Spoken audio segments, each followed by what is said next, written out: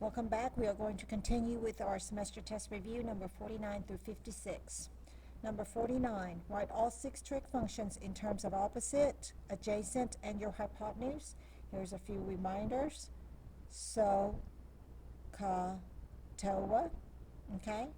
And what goes with sine is always cosecant. What goes with cosine is secant, or should I say reciprocal? Reciprocal of tangent is cotangent. So, here are the six trig function.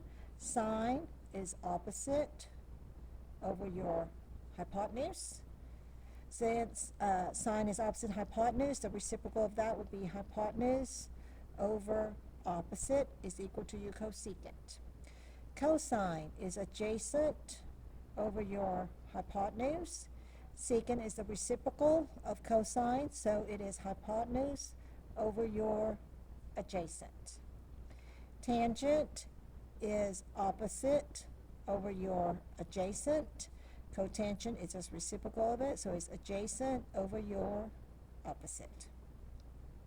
Number 50. Use your knowledge of the trig functions sine, cosine, and tangent and their reciprocals to answer the following. Okay? So if you take a look, sine theta is negative square root of 3 over 8. What is cosecant? Cosecant is 1 over sine. So basically it's a reciprocal. So cosecant theta is going to be negative 8 over square roots of 3. Okay? You're not allowed to have a radical underneath in the denominator, so you have to rationalize. That comes out to be negative 8 square roots of 3 over 3. Are not able to simplify anymore, so there's your final solution. Number 51, secant. Your secant is the reciprocal of cosine, so this is hypotenuse over your adjacent. So what does cosine mean? Okay, so well, cosine is adjacent of our hypotenuse. So cosine theta is equal to 5 over 4 times the square root of 5. You have to rationalize your denominator, so we'll multiply the top, your numerator and denominator by square roots of 5. Comes out to be 5 square roots of 5 divided by 4 times 5, because square root of 5 times the square root of 5 is square root of 25, which is 5. That comes out to be 5 square root of 5 over 20. You need to simplify. You could have done it right here. These guys reduce to 1 over 4. Final answer, square root of 5 over 4. Okay. Number 52. Which of the following is not a correct way to express tangent? Tangent is opposite over adjacent, which is basically y over x. So these are good. It's also sine over cosine. Remember the unit circle. It is definitely not this, okay? Because cosecant is the same thing as sine, 1 over sine, divided by your secant, which is 1 over cosine.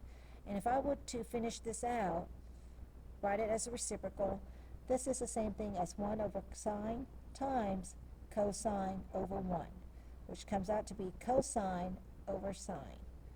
Do you see how it's opposite of that one? So this one is not the right answer. Okay.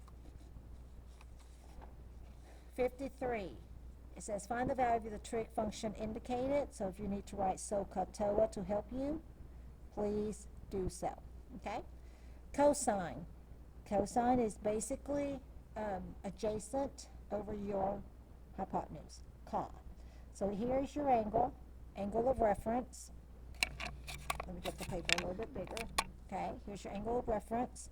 This one is your opposite. This one is your adjacent. Notice we are missing your hypotenuse. Now your hypotenuse would be, if you don't know how to do it, you would use your Pythagorean theorem of 5 square plus 12 square is equal to c square, or h square. This is actually a Pythagorean triple. If you work out the math, you will see that c comes out to be 13. Okay? So cosine theta is equal to adjacent, which is 5, over your hypotenuse, which is 13. So there's your solution for 53. 54, tangent. Tangent theta, it is always your opposite over your adjacent. Here's your angle of reference, 12 is your opposite, 8 is your adjacent. So, tangent theta is equal to 12 over 8, which simplifies to 3 over 2. Number 55. Sine, here's your angle of reference. Sine theta is opposite over your hypotenuse. Okay? So sine theta, let's take a look. Here is your opposite over your hypotenuse. Hypotenuse is always across from 90 degrees. Since I don't know what that is, I need to go and figure out if it's a triple, and if it's not, I can use Pythagorean theorem. So I'm going to take 8 squared plus 24 squared is equal to h squared. Okay? Let's do the math. Okay, we're going to do the math, so you're going to type in 8 squared. Oh, let me turn it on. Get out of that. 8 squared plus 24 squared comes out to be 640. So I'm going to go ahead and take a square root of that, 640.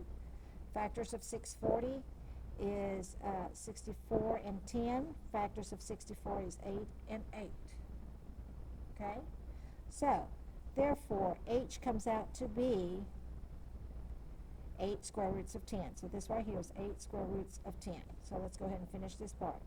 It is your opposite. What is your opposite? 8 over 8 square roots of 10. The 8 cancels to give you 1. So now you have 1 over square roots of 10. Rationalize it. Comes out to be square roots of 10 over 10. Okay.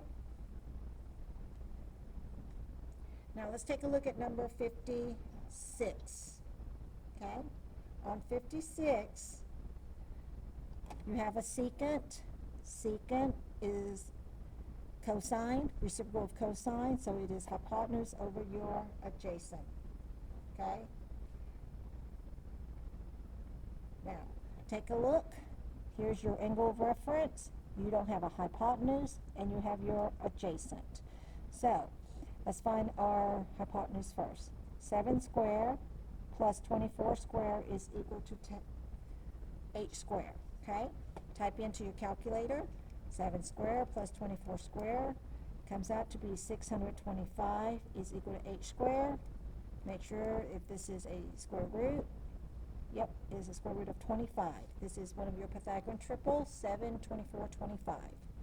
So your hypotenuse is 25, your adjacent is 7. Can't simplify it anymore. There's your final answer. Oops, my apologies. There's your final answer. Okay. Good luck on your test. Study hard. I will upload all the videos for you. Thank you.